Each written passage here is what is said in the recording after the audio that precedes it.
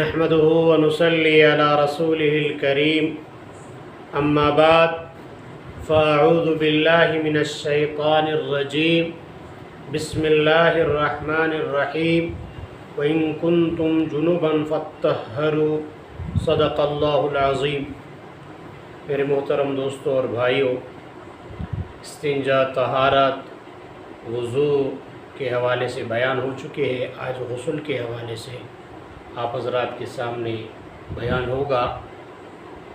قرآن کریم کے اندر اللہ تعالیٰ فرماتے ہیں اگر تم جنابت کی حالت میں ہو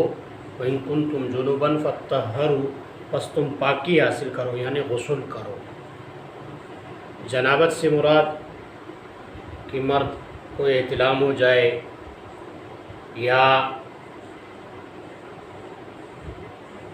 مرد اور شوہر اور بیوی ہم بستری کرے، یا عورت کو حیض آئے یا نفاس، تو جب حیض کے دن گزر جائے، ماہواری کے خون بند ہو جائے، پھر انہیں غسل کرنا ہے۔ اور اسی طرح نفاس کے خون بند ہو جائے تو انہیں غسل کرنا ہے۔ جیسے کہ عام طور پر ہم وضو کرتے ہیں، جسے حدث اصغر کہتے ہیں کہ ہم پیشاب کرتے ہیں یا جن چیزوں سے وضو ٹوٹ جاتا ہے پھر ہمیں وہ حدث اصغر لائق ہوتا ہے، ہم وضو کر کے پاک ہو جاتے ہیں۔ لیکن جب انسان جماع کرتا ہے یا احتلام ہو جاتا ہے اس کو، یا عورت کو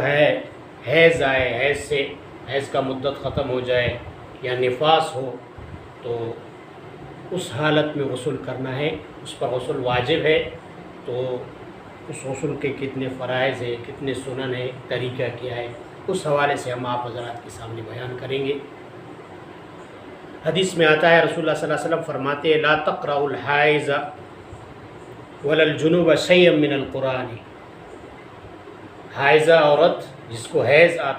آتا ہو، حیض کی حالت میں ہو، اور جنوبی جو حالت جنابت میں ہو، یعنی جنابت کی حالت میں ہو،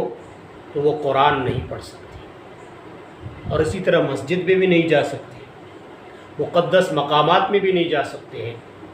ہم عائشہ صدیقہ رضی اللہ تعالیٰ عنہ سے روایت ہے، آپ صلی اللہ علیہ وسلم نے فرمایا وجہوا هذه البیوت عن المسجد فإنی لا احل المسجد لحائض ولا جنوب۔ آپ صلی اللہ علیہ وسلم نے فرمایا ان گھروں کی رخوں کو پھیر دو مسجد کی طرف سے، اور کسی حائضہ عورت کے لیے اور جنوبی کے لیے جائز نہیں ہے مسجد میں داخل ہونا۔ مسجد نبوی شروع میں جب بنی تھی تو اس کے طرف گھروں کے صحن تھے، تو آپ صلی اللہ علیہ وسلم نے فرمایا اس طرف سے گھروں کی دروازوں کو پھیر دو دوسرے طرف، کیونکہ جنابت کی حالت میں یا عورتیں حیض کی صورت میں اس طرف مسجد میں جائیں گے تو یہ جائز نہیں ہے۔ تو یعنی مقدس مقامات پر اور مسجد کے اندر حالت جنابت کے اندر نہیں جا سکتے ہیں، اور اسی طرح حائضہ عورت بھی نہیں جا سکتی، اور قرآن بھی نہیں پڑھ سکتے ہیں۔ تو اسی طرح آپ صلی اللہ علیہ وسلم نے فرمایا جب تم غسل کرو تو ہر بال کو مل لو، ہر بال کے نیچے جنابت کا اثر ہوتا ہے، اور جو تمہارا بدن کا صاف جگہ ہو اس کو بھی دھو لو۔ حضرت عائشہ صدیقہ رضی اللہ تعالیٰ عنہ سے روایت ہے، فرماتی ہے کہ آپ صلی اللہ علیہ وسلم نے ایک دفعہ غسل فرمایا تو پہلے آپ صلی اللہ علیہ وسلم نے ہاتھوں کو دھویا، پھر آپ صلی اللہ علیہ وسلم نے اپنے استنجا کے مقام کو دھویا بائیں ہاتھ سے یعنی الٹے ہاتھ سے، پھر آپ صلی اللہ علیہ وسلم نے اس کے بعد اپنے ہاتھوں کو دھو لیا، اس کے بعد وضو فرمایا جس طرح نماز کے لیے وضو کرتے ہیں، پھر اپنے انگلیوں کے جڑوں میں انگلیوں کے ذریعے سے اپنے سر کے بالوں میں پانی پہنچایا خوب ان کے جڑوں تک، پھر آپ صلی اللہ علیہ وسلم نے 3 دفعہ بدن پر پانی ڈالا پورا، اور پھر آپ صلی اللہ علیہ وسلم نے اپنے پاؤں کو دھو لیا۔ اور اسی طرح حضرت عبداللہ ابن عباس رضی اللہ تعالیٰ عنہما فرماتے ہیں کہ میرے خالہ ام المومنین حضرت میمونہ رضی اللہ تعالیٰ عنہ فرماتی ہے ایک دفعہ آپ صلی اللہ علیہ وسلم کے لیے میں نے پانی بھر کے لایا تو پہلے آپ صلی اللہ علیہ وسلم نے ہاتھوں کو دھو لیا، پھر آپ صلی اللہ علیہ وسلم نے استنجا کے مقام کو دھو لیا، اس کے بعد آپ صلی اللہ علیہ وسلم نے ہاتھوں کو مٹی پہ ایسے رگڑا، مل لیا، اس کے بعد ہاتھوں کو دھویا، پھر آپ صلی اللہ علیہ وسلم نے وضو فرمایا، پھر آپ صلی اللہ علیہ وسلم نے لپ بھر بھر کے بدن میں پانی ڈالا، اور اسی طرح آپ صلی اللہ علیہ وسلم تھوڑا ہٹ کے اپنے پاؤں کو دھو لیا، پھر میں نے اس کو رومال پیش کیا کہ آپ صاف کریں۔ آپ صلی اللہ علیہ وسلم نے رومال نہیں لیا، دوسرے روایت میں آتے ہیں آپ صلی اللہ علیہ وسلم نے ایسے اپنے جسم سے پانی کو جھاڑ لیا۔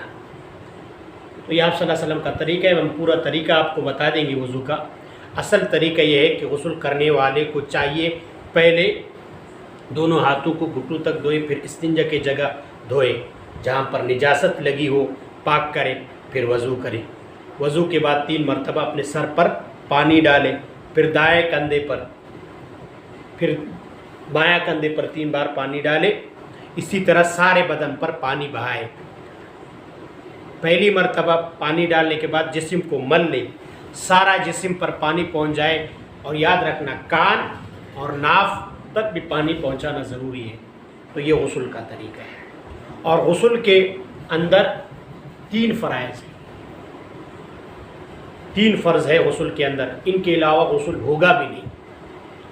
نمبر 1، اس طرح کلی کرنا کہ سارا پانی منہ میں پہنچ جائے، غرارہ کرنا،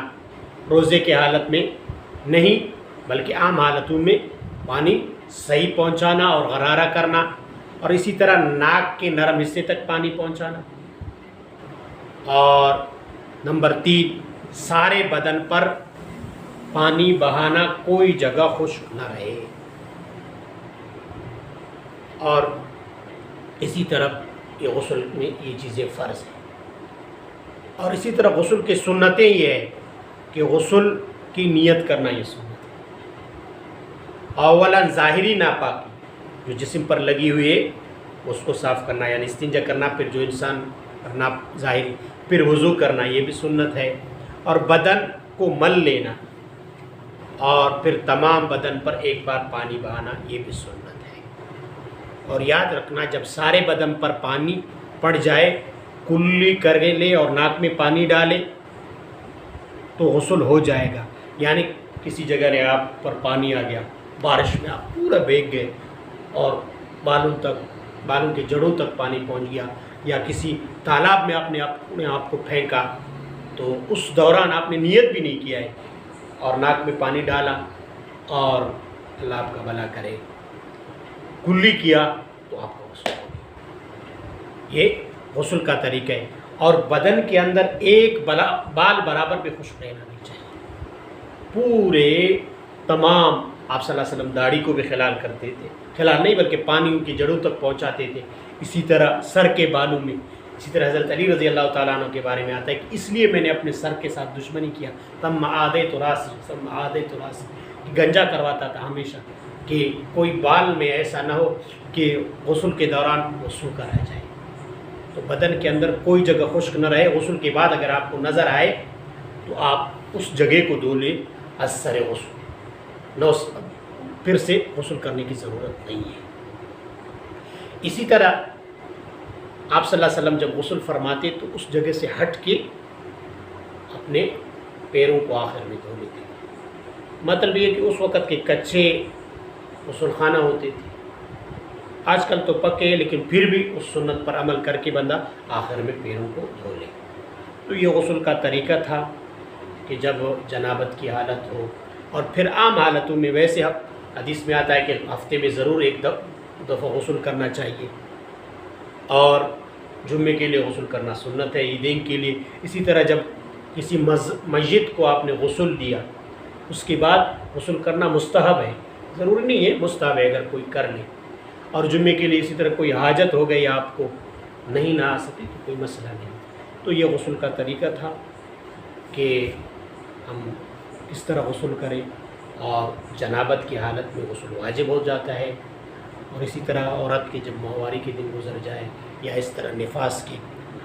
اس کو کہتے ہیں کہ جب بچہ پیدا ہو جائے اس کے بعد بہنے والا خون، وہ جب بند ہو جائے اس سے پاکی۔ ان دنوں میں عورت پر نماز نہیں ہے، اور قضا بھی نہیں ہے لیکن روزوں کا ہے. تو یہ مسائل تھے کچھ ہم نے آپ حضرات کے سامنے رکھے. اللہ تعالیٰ ہمیں عمل کرنے کی توفیق